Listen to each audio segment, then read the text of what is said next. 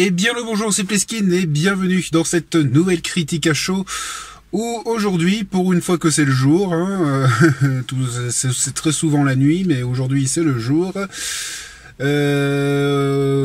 qui va parler de Avengers Infinity War, réalisé par je sais plus quel réalisateur, j'ai pas fait gaffe. Avec en acteurs principaux Robert Downey Jr., Chris Pratt, Chris Evans, Tom Holland,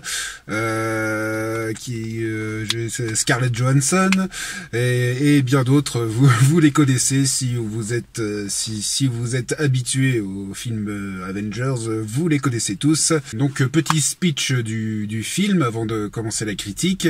Donc nous sommes l'histoire commence dans l'espace, the space, où Thor et Loki, enfin ouais c'est Thor où Thor et Loki se font capturer par Thanos, le méchant. Enfin il est là, Thanos. Pour avoir ils les ont capturés pour avoir une pierre d'infinité qu'ils avaient en leur possession, que Loki avait en sa possession. Et le Tesseract, oui c'est ça, oui c'était le Tesseract où à l'intérieur il enfermait une pierre d'infinité. Des pierres d'infinité qui a été créées par le Big Bang. On nous explique à un moment que ces pierres d'infinité a été créées par le Big Bang, donc l'explosion qui a fait la création de l'univers. Où c'est 5, il y en a 5 aussi, et il y en a 6. Où ces 6 pierres d'infinité ont chacun un pouvoir bien particulier. Et Thanos veut récupérer les 6 pour pouvoir détruire la moitié enfin pas de l'humanité, carrément la moitié de l'univers, pour avoir une certaine équilibre. Voilà, c'est un petit peu sa philosophie. Il faut qu'il y ait un équilibre entre les ressources et les habitants d'une planète ou d'un univers entier. Pour que les différentes races, que les humains et les races extraterrestres puissent vivre. Sauf qu'il détruit la moitié de l'humanité, et donc c'est carrément un génocide qu'il veut. Et voilà, donc du coup, pour empêcher ce gros génocide de l'univers, les Avengers vont essayer de se réunir parce qu'ils étaient séparés dans Captain America Civil War, où à la fin de ce film-là, les Avengers étaient disloqués, éparpillés, ils étaient séparés. Et donc là, ils vont essayer de se réunir pour empêcher Thanos de détruire pour détruire la moitié de l'univers. Alors, qu'est-ce que j'en ai pensé? Mon avis là-dessus. Je m'attendais à voir encore un film, un film Avengers. Enfin, ouais, un film Marvel. Voilà, c'est ce que j'appelle un film Marvel. C'est les films où on n'arrive pas à en dire du mal, parce que on peut pas dire que c'est de la merde, hein, les films Marvel. Il y a quand même il y a quand même une bonne réalisation, de bons effets spéciaux, de la bonne mise en scène. C'est pas un film qui se fout de notre gueule, mais on peut pas en dire du bien, parce que le problème d'un film Marvel, c'est qu'ils arrivent pas à être original. Et puis les Avengers, ça a été une longue série de manque d'originalité. On est devant, on fait ouais, bah c'est bien, mais on s'emmerde un peu parce que c'est du déjà vu et du déjà revu. Et là, dans Infinity War, je m'attendais à ce genre de choses. Quand ça a commencé, le début, je m'attendais vraiment à un film comme ça. Et finalement, il m'a mis un peu sur le cul. Vraiment, je me suis fait un peu avoir par le film, en fait. Et vraiment, vraiment, je trouve pas je trouve pas le manque d'originalité dans le film. Là, Marvel a essayé de faire un film bien couillu. Bon, le film se concentre en majorité sur Thanos, le méchant du film. Et enfin, Thanos, on sait des choses sur lui. Oh putain, depuis longtemps qu'on attend enfin l'arrivée de Thanos dans un film, parce que Thanos, on le voit seulement dans on l'a vu dans Gardiens de la Galaxie, ouais. On le voit seulement dans Gardiens de la Galaxie. Et après, les espèces de cliffhanger, les petites séquences dans les génériques de fin, où on voit que Thanos est prêt pour détruire l'humanité. Oh, caca, je suis méchant. Et on n'avait que ça. Il fait, mais oui, ok, on a compris qu'il veut conquérir le monde, détruire le monde, tout ça. On ne sait pas pour quelle raison, mais il veut détruire le monde. Mais merde, arrêtez, bordel, avec Thanos, mais putain, mais quand est-ce que vous allez le mettre enfin dans un film, bordel? Et voilà, enfin, ça y est, Thanos peut enfin être un personnage important à l'intrigue. Et ça en a fallu du temps. Et vraiment, Thanos, je m'attendais à que ce soit un méchant basique, un méchant qui veut détruire, qui veut conquérir le monde. Of course. Voilà.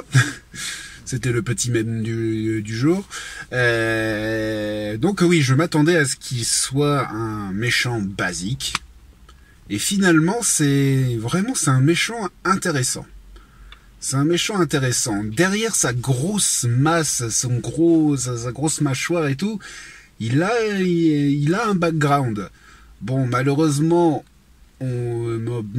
c'est pas encore bien développé. On se pose quelques questions, mais ouais, on voit qu'il a une certaine sensibilité. Déjà, on sait pourquoi il veut détruire la moitié de l'univers. Hein. C'est bien précisé, hein, la moitié de l'univers. Parce qu'en fait, il était, si j'ai bien compris, il était le chef pas d'une tribu, mais carrément le chef d'une planète entière, la planète de Titan, voilà. Il gérait cette planète, et il s'est rendu compte que qu'il commençait à avoir très peu de ressources, et le problème c'est qu'il y avait de moins en moins de ressources et de plus en plus d'habitants. Et pour lui, la solution pour régler ce problème est de détruire la moitié de la population de Titan pour pouvoir garder les ressources, pour qu'il y ait pas une surconsommation de ressources. Voilà, donc c'est un petit peu sa solution à lui pour régler les problèmes de la planète. Ça fait quand même plusieurs films qu'on nous pose cette problématique de la surpopulation, parce que voilà, la population augmente beaucoup sur la planète, mais les ressources par contre elles diminuent, elles réapparaissent pas pour certaines ressources, l'énergie fossile par exemple,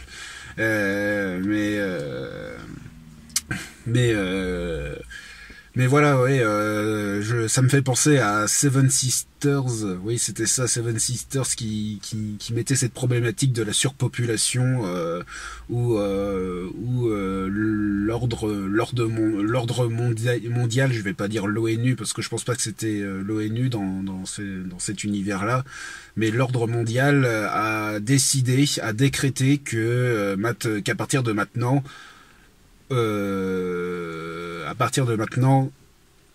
toutes les personnes, tous les couples n'auront qu'un seul enfant. S'il y a des jumeaux, des triplés ou des quadruplés, des sextuplés, ils en gardent un, et les autres, ils les crament.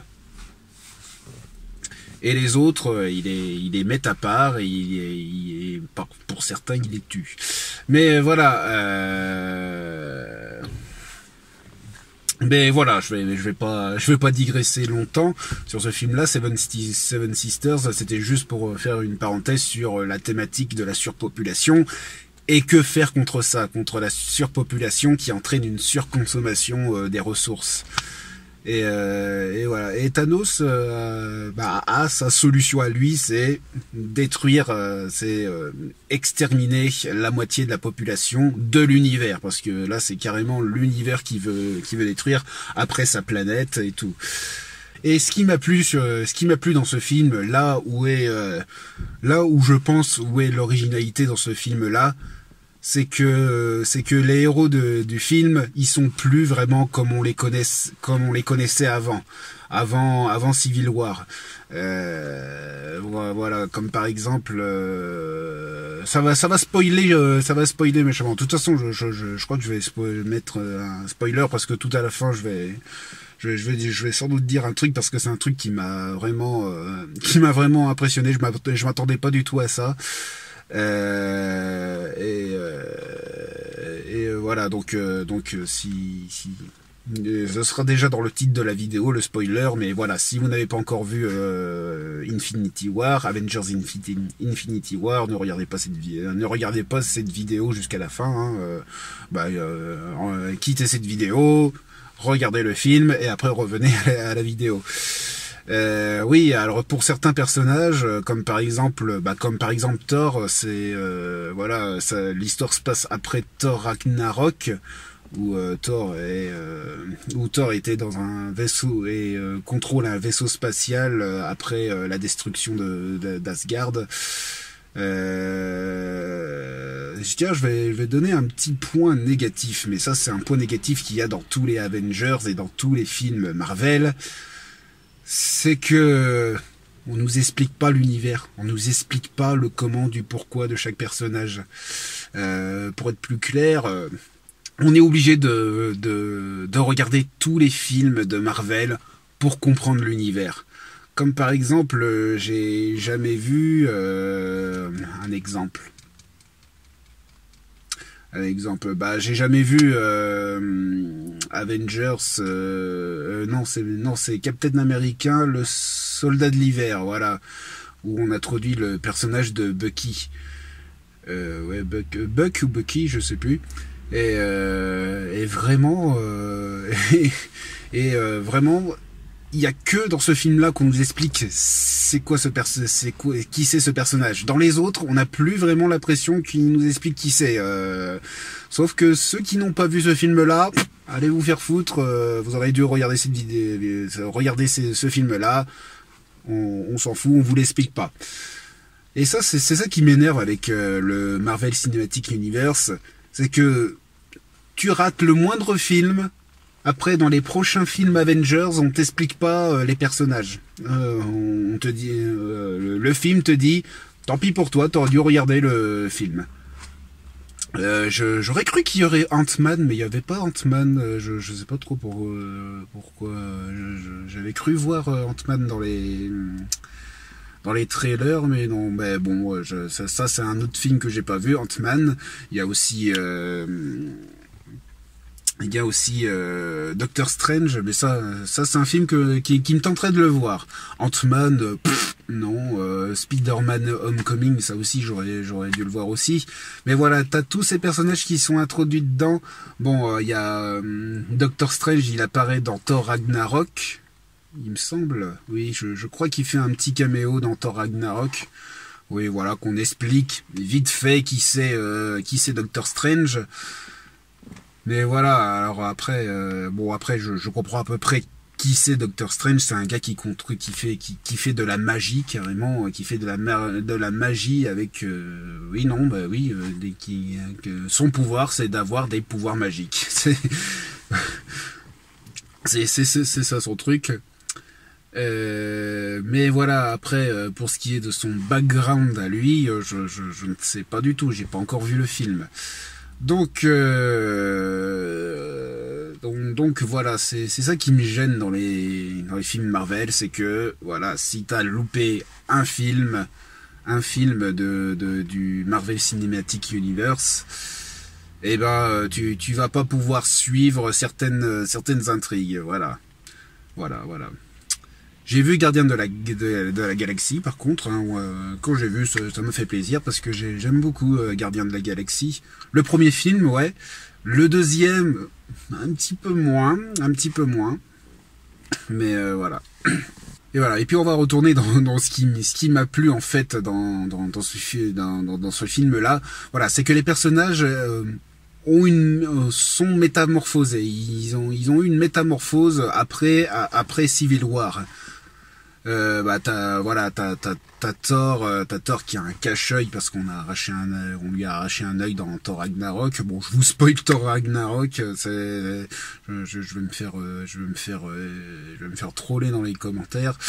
Mais voilà, dans Thor Ragnarok, il a un cache-œil et tout, il a perdu son marteau, Mjolnir. Voilà, Captain America, il ressemble plus du tout comme il était, Steve Rogers, maintenant il a un bouc. Quand j'ai vu, j'ai dit, attends, c'est Steve Rogers, lui? Mon Dieu, c'est vraiment lui? Parce que le bouc, l'acteur qui joue, comment il s'appelle déjà? C'est lui, Chris Evans? Non, si, je sais plus. Je crois que c'est lui, Chris Evans. Je suis très mauvais à me rappeler des noms d'acteurs. J'arrive même à les mélanger. Mais oui, je crois que c'est lui, Chris Evans, qui joue Captain America, qui joue Steve Rogers. Mais quand je l'ai vu, voilà, j'ai fait, attends, c'est vraiment lui. Ils ont changé d'acteur. Scarlett Johansson, pareil. Elle s'est teinte en blonde. Avant, elle était rousse. Black Widow, voilà, comme Black Widow. Et quand j'ai vu elle, j'ai fait, attends, c'est qui cette personnage? C'est qui cette nana? C'est encore une nana qu'on a introduit dans un autre film que je connais, que j'ai pas regardé. Au tout départ, je croyais que c'était ça. Mais après, en voyant sa combinaison et tout, et puis sa manière de se battre, et puis le fait qu'elle connaît très bien Bruce Banner, j'ai fait, attends, c'est vraiment Black Widow? C'est vraiment Black Widow? Ben alors ils ont changé d'actrice parce que c'est pas du tout Scarlett Johansson. Et vraiment, je me posais la question pendant tout le film, hein, si c'était vraiment elle. Il fallait que j'attende les crédits de fin pour voir que c'était vraiment Scarlett Johansson. Et j'ai fait, putain, mais c'est qu'elle a vraiment carrément changé de tête. Elle s'est teinte en blonde et puis elle a les cheveux là, quoi. Elle a plus elle avait les cheveux plus longs avant. Mais ouais. Je préférais Scarlett Johansson en rousse, hein, plutôt qu'en blonde. Vraiment. Voilà. Mais ça, c'est les préférences. Mais oui, voilà, Black Widow, pareil. Bon, elle a changé physiquement. Enfin, c'est surtout ses cheveux qui ont changé. Voilà, Bruce Banner, il a plus vraiment son pouvoir de se transformer en Hulk. On le voit au tout début du film Hulk, et après quand il se déstransforme, quand il redevient Bruce Banner, pendant tout le film il ne se transforme plus en Thor. Il essaye, mais son Thor intérieur, ouais, parce qu'il se parle à lui-même, à Thor. Il dit, allez Thor, réveille-toi, qu'est-ce que tu joues, à quoi tu joues et tout. Et voilà, il parle à soi-même. Il a développé il a fait un dédoublement de personnalité. Mais oui, voilà, il arrive plus à se transformer en Thor. Merde, pas Thor, en Hulk. Mais pourquoi je dis Thor, moi? Non, c'est en Hulk. Voilà, il n'arrive pas à se réveiller en Hulk. Et t'as quoi d'autre comme personnage? Je crois que c'est tout. Après on revoit le roi du Wakanda, je sais plus comment que c'est son prénom, c'est Black Panther. On revoit Black Panther, on revoit les Gardiens de la Galaxie, effectivement. Mais voilà, ouais, voilà, on a tous les super-héros de Marvel qui sont réunis. Alors je m'étais dit, ça va être un sacré bordel en fait, ce film. Mais vu que le film dure 2h30, c'est long, c'est très long, mais c'est ce qui suffit pour introduire tous les pour se concentrer sur tous les personnages qui ont tous une importance scénaristique. Et vraiment, ouais, c'est 2h30.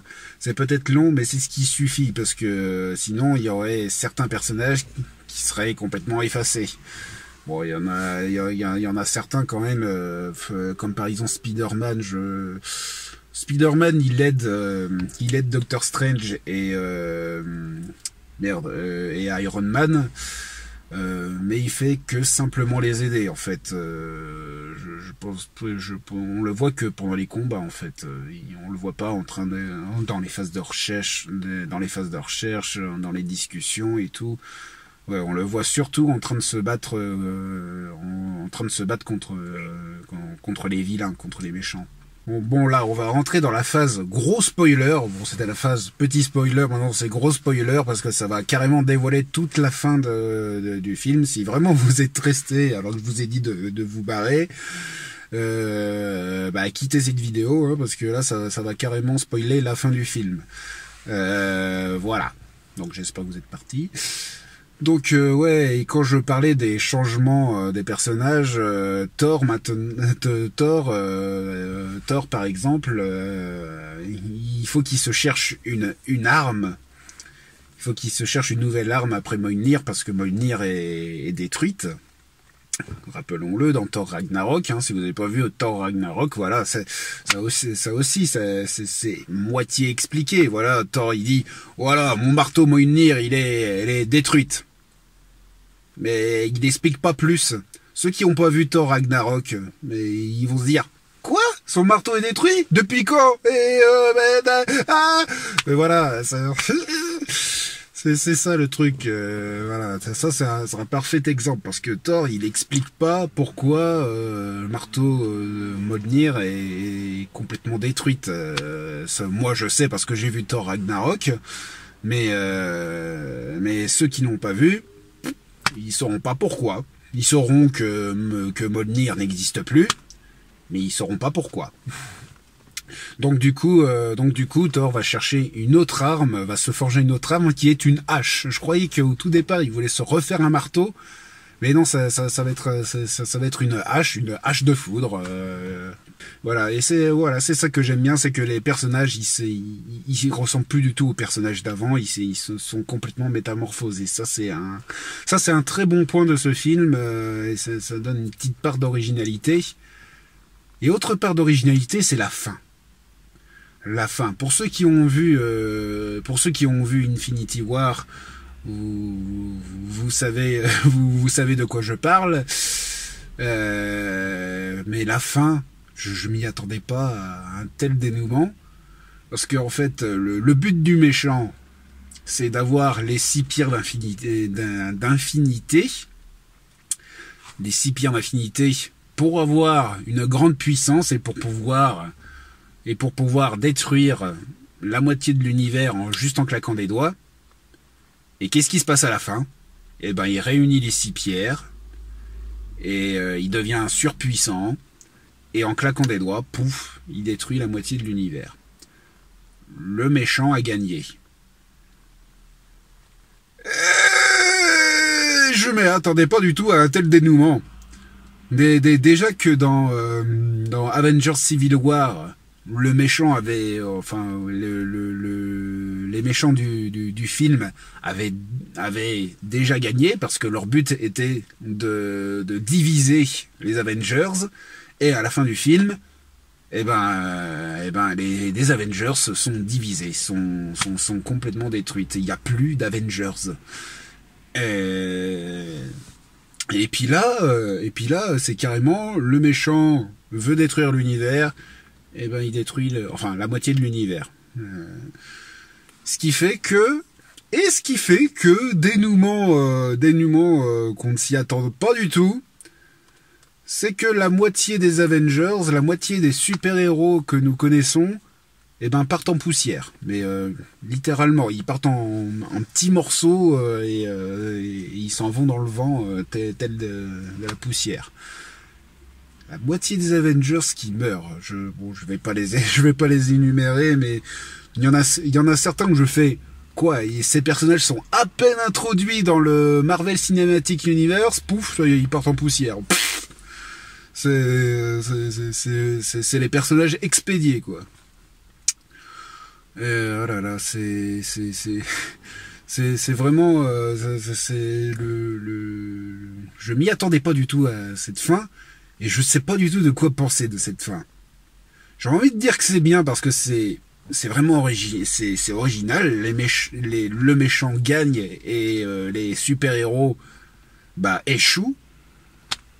Mais après, est-ce que c'est la fin dont est-ce que c'est la fin dont les spectateurs voulaient s'y attendre? Est-ce que vraiment? Et le truc c'est qu'il va il va y avoir une suite. Et bien là, je saurais pas du tout vous dire comment que ça va être la suite du film. Alors j'avais vu qu'il y aurait 2 Infinity War, un volume 1, volume 2, enfin deux films Infinity War. Alors et puis je voulais avoir des réponses sur cette fin. Donc du coup, pour la première fois, j'attendais la fin du générique pour voir pour voir les séquences, la séquence de fin après le générique, comme Marvel a l'habitude de faire. Il n'y a qu'une seule séquence de fin. C'est Nick Fury qui s'appelle le black avec le cache-œil, Nick Fury, oui. On voit juste Nick Fury avec son assistante à côté qui voit que la planète Terre est en train de partir en poussière parce que bien sûr, vu que Thanos détruit la moitié de la population de l'univers, et ben la Terre n'y échappe pas. Du coup, t'as la moitié de la population de la Terre qui part en poussière. Et tu vois Nick Fury et son assistante partir en poussière, eux aussi. Nick Fury était en train d'appeler quelqu'un avec son beeper, un émetteur en fait, un émetteur-transmetteur. Et il y avait un petit logo dessus. Alors je sais pas du tout ce que c'est ce logo. Je n'y connais pas grand chose je n'y connais pas grand chose à l'univers Marvel des comics, mais je pense que c'est pour introduire un nouveau super-héros. Vous pouvez ceux qui savent, qui ont vu la fin du film et la séquence de fin, vous pourrez me dire dans les commentaires à qui ça fait référence ce logo. Je me dis que ce serait Captain Marvel. Il y a un super-héros qui s'appelle Captain Marvel et que Marvel Studios voulait le réinterpréter en film. Je pense que ça introduit Captain Marvel.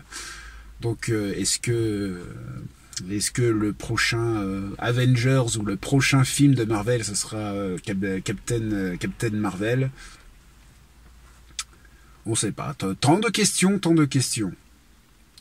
Mais voilà, ce film m'a vraiment étonné. Je m'attendais à un Marvel de tout ce qu'il y a de plus banal.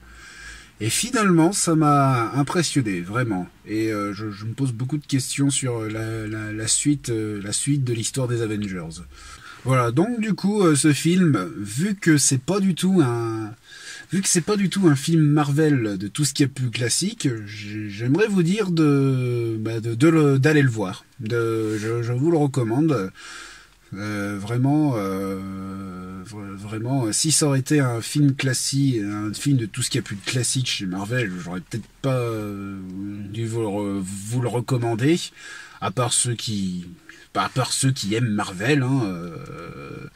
Moi, je suis pas trop Marvel, moi je suis plutôt DC, mais faut pas le dire. Batman Forever. Non, pas ce film-là.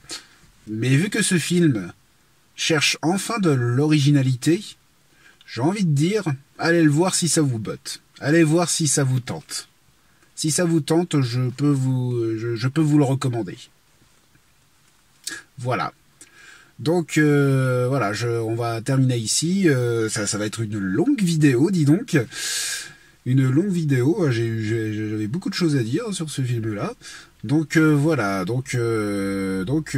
si cette vidéo vous a plu, voilà, petit commentaire, un petit pouce bleu, n'hésitez pas à partager la vidéo et à vous abonner si vous voulez suivre mes critiques à chaud sur cette chaîne Les Îles de Pliskin. Donc sur ce, je vous dis ciao, à la prochaine.